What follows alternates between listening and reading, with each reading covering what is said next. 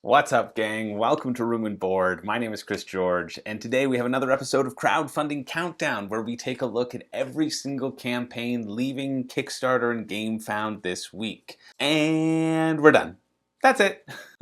We barely have enough to cover this week because there are hardly any games finishing up at all. The prognosis is looking like death, but we're still gonna blaze on ahead, raise this crowdfunding corpse back from the dead, and really, it's a win-win, because there are at least 6 that we can talk about. And I'll have a nice short little video that I can maybe manage to upload before my internet cuts out for a full day for the 3rd time this week, because it's too cold outside here in Canada. And the little wire can't handle it.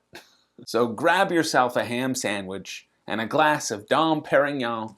Why is this all sounding familiar? And settle in, because I imagine as soon as you're settled, the video will be over. But then again, I also enjoy talking and embellishing quite a lot. So see you in 2 hours. Don't worry, if this video is too short, I'll put out an extra video this week to make up for it. But before we do that, I just want to give a shout out to my patrons. You're all incredible, but you know who's the most incredible? Those who have jumped on board now that hadn't before. I'm about the cult of the new, baby.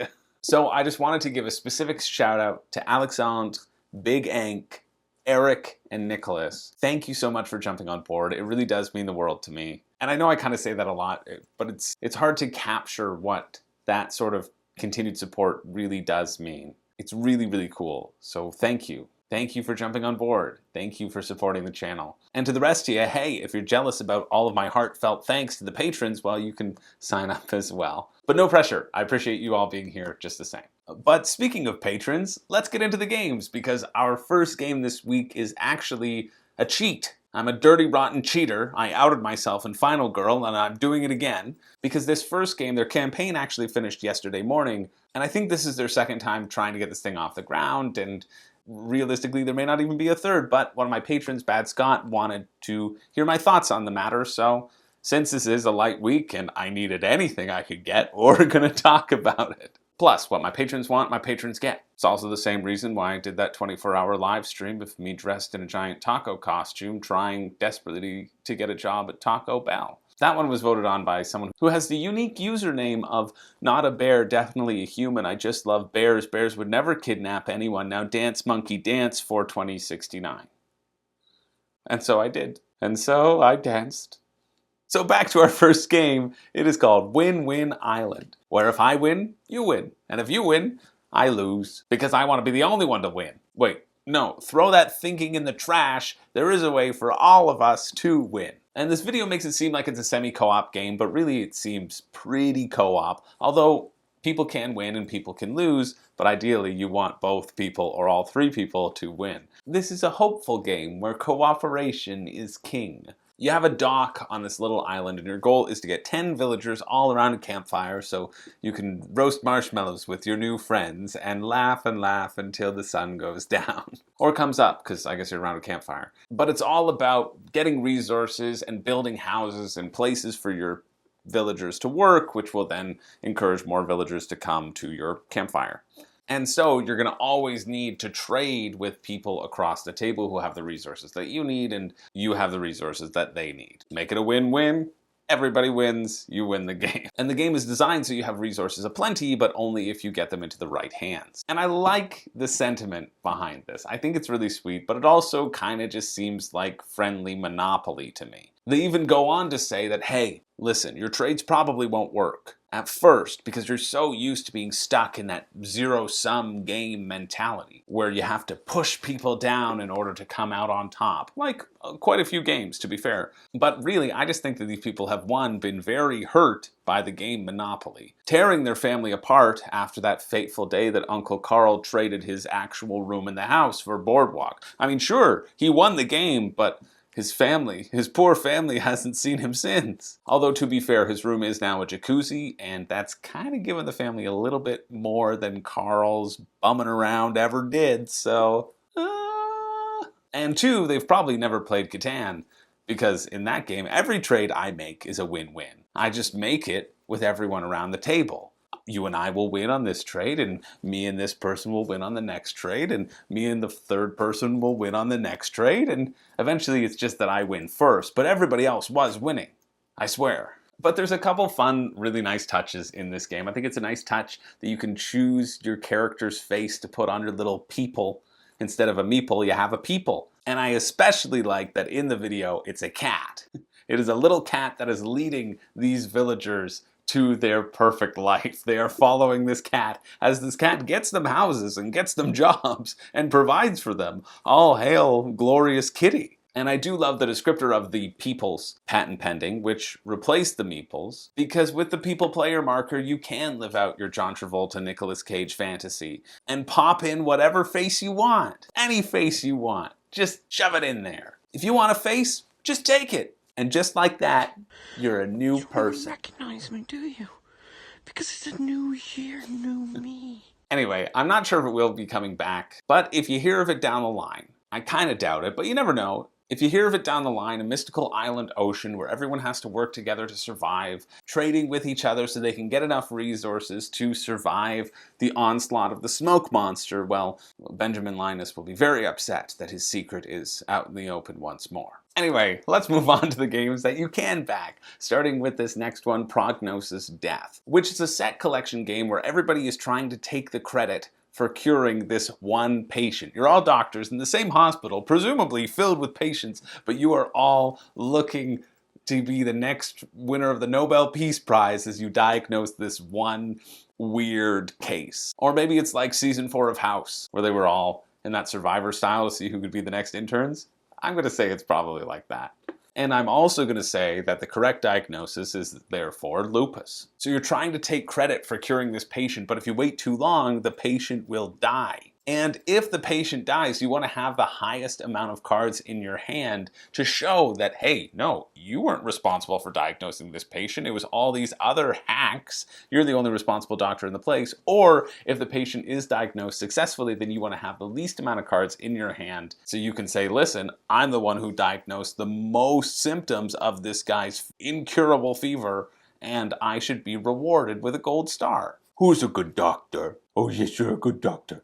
He's a good doctor. But the unique part about this game is that you can use any cards that you can see. So you're holding your hand of cards, and you can see all of your cards, but at a certain point, you can reveal cards to the other players and force the other players to reveal cards to you. So any of the other players' cards that they're holding that are turned outwards, you can then use to diagnose the patient and increase the sets that are down on the board. And you're going to be playing new diagnoses by adding sets of cards to the table, either matching in color or matching in suit, or by challenging someone's existing diagnosis by adding a card to that diagnosis on the table. So someone's sporadic, debilitating, destructive, chronic scoliosis, with your challenge of that diagnosis, suddenly becomes their sporadic, debilitating, destructive, chronic, transient fever. That sort of thing. And this one seems fun enough. I really do like that reversal card mechanic. That's the one that stands out to me. Although they really have to do something about their iconography. Now this is the reveal a card in your hand symbol, and then that is the reveal a card in someone else's symbol. I mean, I get it, they're different, but just make it better. Just make it different. Just do it. But it's an alright price point for this sort of game. It's 31 bucks, which isn't an alright price point, but that includes free delivery to almost anywhere in the world, or wherever they're saying that they ship. And so when you factor in that shipping for one of these games is probably at least $10, maybe a little bit more, it puts it into that $15 to $20 range, which I think is the right call for this sort of game. So if you are interested, that finishes up this Wednesday at 8:08 p.m. Now, next up we have Blazon. Blazon, dude. Okay, fine, Blazon. Which is a card drafting, puzzly, tableau building game set in the world of medieval heraldry, where players create their own shield. Or at least that's what their tagline says. And this video, it really sets it up to be this epic adventure in the age of antiquity. Warriors often, warriors, wow, what do they do? Decorated their shield. I mean, it's actually still pretty cool. You're gonna be drawing cards from the deck, and then you're gonna have the opportunity to either swap those cards with cards in a lineup, or play those cards and add them to your own specific shield. And all the while, you're trying to complete these different goals that everyone is trying to obtain. which I think is cool. You're not just taking the face-up cards in a row like Ticket to Ride. Those face-up cards in a row exist, but you also get that little bit of hidden information so that you know what you have, or you know that you're keeping certain cards from someone else that they're trying to make a match, because every card that you add to your specific shield, there's always going to be requirements as to what has to be surrounding it in order for you to get the most points. So very much Sagrada almost in terms of placement, Carcassonne, any of those tile laying games where placement matters and you score things. It kind of reminds me of Verdant, honestly, from when we covered that a little while ago. And with that pattern, you are going to make the best shield pattern anyone with a sword has ever seen, or a spear, or my axe, any of the weapons. So much so that anyone on a battlefield would just stop and stare at the beautiful splendor of your shield before you hack them down to bits, because obviously you're on a battlefield, but honestly, you're probably doing them a favor, because once they've looked at this beautiful antiquity, this marvel of perfection, once they've gazed into the eyes of true beauty, I mean, their life's only going to go downhill from there. Might as well end it while it's at the peak. Now, this is $35 US or $44 Canadian, and the shipping is $13 US to get to the US or $17 to get to Canada. So, I don't know. Not bad. Not the deal of the century. However, if this does interest you and you want to support a smaller publisher, now would be the time, because I really don't see this one going to retail. I think it's going to have this sort of smaller print run, and I think it looks solid if you like that sort of thing and you are interested in supporting the company. The game ends when someone's shield is completed, someone's reached 50 points, or all of the sort of end game markers that everyone's striving for have been achieved, and then you count up your points to see who wins. So if you like those styles of games of very specific placements, hoping to draw the right thing to slot into your shield, maybe trying to wait until the perfect thing happens, but someone else might finish the game before you get that thing, I don't know, looks neat. That finishes next Wednesday as well at 11 p.m. Now, next up we have Ham's Sandwich Shop. And yes, this is probably the best Kickstarter video you'll see all year. And yes, you do play a hamster who's running a sandwich shop. Ratatouille has paved the way for such a possibility. And yes, of course, the hamster's name is Ham. And yes, he does like to play around inside the bread. You should be so lucky to get a sandwich with ham inside of it. Because you know what? I can't say it any better than their own premise. This is a small house on the outskirts of town. It is a sandwich shop, run by a hamster chef. Almost sounds like poetry. The kitchen is very busy with chefs snacking and changing recipes all the time. I mean, obviously they're perfectionists and they listen to their customers. That's why the recipes are constantly in flux, right?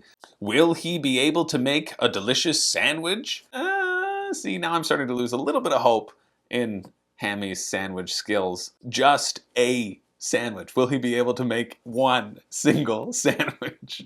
But remember, the kitchen is very busy. So does that mean he's been actually not making delicious sandwiches all this time? That he's actually a hack? That his business is in ruins and he needs you to save it? And will go under without the help of his apprentice chef? So it's up to you to become an apprentice chef, because you have to become one because you haven't made anything in your life, and work with the hamster chefs, chefs plural, oh my god, they've begun to multiply, to complete your one sandwich. Now, I can't tell you too much about the rules. I know you're going to move the hamster around and land on ingredients and put those ingredients on your specific sandwich because you want to complete recipes. But when your hamster lands on a sunflower seed, well, you know sunflower seeds make him go crazy. And he just takes a dive head first into one of the sandwiches, but only you get to decide where that sort of hamster goes, and only you get to know exactly what is his favorite snack and what he's going to be munching on, and what ingredient he might eat out of the sandwich before it makes its way to the table. I mean, come on. This game is incredible. It's $34 Canadian plus shipping, which is almost certainly too high. And yet, this theme, it speaks to me. It speaks to my upbringing. Was I the ham? The hamster? The chef? I'll leave that upbringing story intentionally vague so my parents don't stuff me between two slices of bread again and try to feed me to the neighbors. Anyway, if you are interested in this, and, well, everyone should be, but if you want to purchase it, then you have until Friday at 4 a.m. Now, just in time for spooky season here in January, well known for its spookiness, Rise of the Necromancers is rising again. And I really went through the gamut of emotions in this video. I started out with thinking, oh, this is kind of a funny voice. And then I thought, I see they're going for the sort of wiener wizard archetype that everyone keeps talking about. And then as I listened, I was like, oh my god, all 3 expansions are just one big giant cool story. This is magical. I love Necromancers. Why am I not pledging my soul to eternal darkness right now? So I found my nearest Crossroads demon, used a vial of blood that I stole from a blood bank, signed a false name, and now I have the ability to raise a dead until this particular Crossroad demon realizes that my first name isn't Oliver and my last name also isn't Close Off. That aside, back to the game. This was a game that first launched in Kickstarter June 2017 under the banner of Sore Loser Games and has now been picked up by Mythic Games, which is great for them. Mythic is a big company and they're obviously adding it to their roster, which is great. And it's also great that it is an existing title, so you can A, see how people are currently feeling about it, those backers that received it, and B, see if there are any copies in your friendly local game store that you can check out for maybe cheaper. Now, I will say I couldn't find any through my local channels. I looked through a few websites before posting this video, or recording this video rather. But on that note, Miniature Market does have The World of Smog Rise of Moloch for 50% off. So if you're looking for that, I don't know, I've heard people say good things about it. Get it for 50 bucks instead of 100. But this one looks all right. You have to compete with your fellow necromancers to take over the board, taking over cities or dungeons or becoming the heads of specific academies of necromancy, raising undead troops to fight for you and slow your opponents as you try to get all 13 of these little control markers out somewhere on the board. And if you do, you win the game immediately because you have taken over enough of the land that everyone's like, yeah, you know what? You're the big bad. And I was really pumped by this artwork. I was really pumped by this price point, 79 bucks US, which for a larger scale game that comes with a giant box of minis to supplement different tokens that you're getting for free and that will be added later, I'm like, you know what? This seems like a pretty decent deal. But there's something about the gameplay on this one that seems a little bit basic for me. I really like that you have to commit to your Necromancer's personality, which means that you can have a different special ability every game. That's pretty cool. I also like that you can take over an academy and get access to their special ability because you've kind of streamlined yourself and your followings of all the people who love the way you raise the dead and the finishing touches you put on the ghoul's hair to make it really shiny and cute. Necromancy, it's all about cuteness. But there's also a lot of move into a space and roll a dice and see what you get. So I'm not sure if that amount of rolling, I don't know, you're getting resources and you're getting them in a random way. If that seems cool to you, check it out. It presents itself as being really, really epic, and I think it just might be regular epic. So you'll have to see if that price point plus the shipping, which is around 22 bucks US or 24 to 27 if you're shipping to Canada, if that is something that draws you in, worth definitely taking a look at, because there are some fun things that happen. The Dice Tower has a playthrough in their Winter Spectacular where they basically were handed the game and they said, you're playing this now, and they said, okay, we'll figure out the rules on the fly. But there are some neat things that I like. This is one of those games that I will definitely want to play at some point, but I'd want to play to be sure at this price point. So I'd want to try it out first, see if I like it, see if I wanted to add it to my collection, and then take the plunge on it. I'm not sure I would take the plunge as is at the price point, even though I do think it's probably going to be a relatively good deal because you get all of those extra minis and the stretch goals don't seem insignificant as they do on some campaigns. But for that price, I really have to be sucked in. And I'm close, but I'm not quite there. It's mainly the powers of darkness that are doing most of the sucking. Wait. Anyway, if you're interested in that, that's Friday, the 21st at 5 p.m. And finally, for our last game, we have the story of the monk who decided to make champagne that only the wealthy can spray all over themselves when they are feeling happy. Dom Pierre! Or, as Dom Pierre is quoted as saying at the beginning of their campaign page, come quickly, I can taste the stars. I don't know why his accent just changed there. Come quickly, I am tasting the stars. I think that's his accent.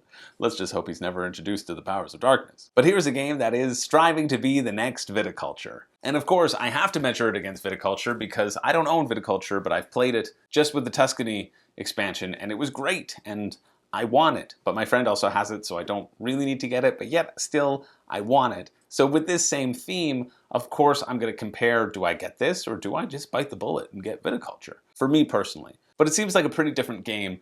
You have these 6 actions that you can take, and every time you take an action, the next time you take that action, it's going to be better. So every action you take will always be better than the previous one, but you only have a finite amount of times to take that specific action. And when you're done taking that action, you're done. You can't take it anymore until the game ends and you play again. That's when you can take it again. So I think this is a really interesting puzzle because you have to decide which actions you take and when, and if you max out, you have to be okay with not doing that action for the rest of the game. But there will obviously be times where you want to bump that up a little bit more and see what happens. So I think that's pretty neat. It sometimes gives me the worry that you'll take the same actions in the same order, but there are things that you can do differently, and you're going to be throwing grapes into a field and getting different tokens based on the arrangement, and you're going to be sending your extra workers or marketing team out into the world to make sure they sell your champagne at a higher price, because if there is one thing that the monks were known for, it is of course their marketing team. It looks very Euro-y. It looks I don't want to say clunky because clunky has a bad connotation, but it's got a lot of these chunky inner workings. Maybe chunky is a better term, and it will be for this very specific type of person, I feel. So for 49 bucks, you get the retail version, which obviously you're not going to get because 59 bucks, you get dual layered player boards and you get metal coins and all the things that you want to see when you're backing something at Kickstarter. Unfortunately, the main detractor for me, and look away if you're thinking about getting this game, because you'll never unsee it. Or maybe keep watching because it might make you want it more, you friggin' weirdo. But Pierre is clearly just Slippery Jim dressed up as a priest. They have the same manic look in their eyes after just having tasted the stars. The same firm grasp on the object of their desire. And of course, the same designs on only the finer things in life. See, I gotta get me some of that $79 grapes. Oh no. I like the squishy grapes you get with them. Just thinking about stop. how I feel in my palm next to that metal wine bottle. Makes me want to go, Please never come around here again. When I said for a specific type of person, I really didn't know that I was summoning. You did say something about darkness. Nope. Not going there. Anyway, if you're interested in that, the game, not the, that's next Sunday at 11:59 p.m. That's it for the week. That's all we have this week. Every week I do a pick for me and a pick for you, and this week is different probably. I don't know if I want to pick any of these. I mean, that's not to say they're bad. They all seem like fairly decent, but there's nothing that jumps out to me completely. I guess the pick for me, if I had to pick from all these, would be Blazon. I think there's something fun there with the tableau mechanic that really kind of stands out to me. It might be a little bit too pricey after the shipping for what you get, and because you can probably get a comparable experience with other games that already exist that you can get for cheaper, but I like the mechanics of it. I like the idea of it. So my pick for me would be Blazon. And then the pick for you is obviously Ham's Sandwich Shop. I mean, I don't care. You just get it. You know you want it. Just get it. $34 for these little lettuce cards. No, I don't think so. I just don't think it would get played that much, even though I do love it deeply in my core. Hey, my pick for you is save your money for next week because there's going to be a lot of stuff happening. There's a lot of games coming out in the next month, really, and don't waste your budget yet. Maybe I'll keep saying that every time. Maybe there will be no pick for you every time, and I'll just double down on the FOMO fighter status that I've given myself. No, I mean, honestly, if any of these jump out at you, they all feel like decent price points. I don't feel like any of the price points are really getting away from everyone, or they're being like, hey, it's on Kickstarter, we're gonna have this bananas price point. So if they seem interesting to you and they're worth it, go for it. If not, I can see reasons why they're all just kind of, yeah, sure, which is why I have this laissez-faire attitude. So that's what I say. My pick for you is go get yourself an ice cream cone. I know it's middle of January and we're reaching all-time extreme colds everywhere, well, everywhere in Canada, but get yourself an ice cream cone. That's my pick for you. Anyway, that's it for me. Let me know if you are backing anything. I am curious. What do you think about this? And again, what do you think about any of the upcoming stuff? What should I be on the lookout for? Why is Slippery Jim still here? Maybe you could answer that for me. I don't know. But I do know that my name is Chris George, and I don't have a catchphrase. I really don't. I thought I did. I did get catchphrased in the comments recently. I think it was something along the lines of, "You just got zapped!" from Laser Ninja. What a great catchphrase, Laser Ninja, I gotta say. So, you just been zapped! And I'll see you maybe in the next one if you give me another chance. Bye.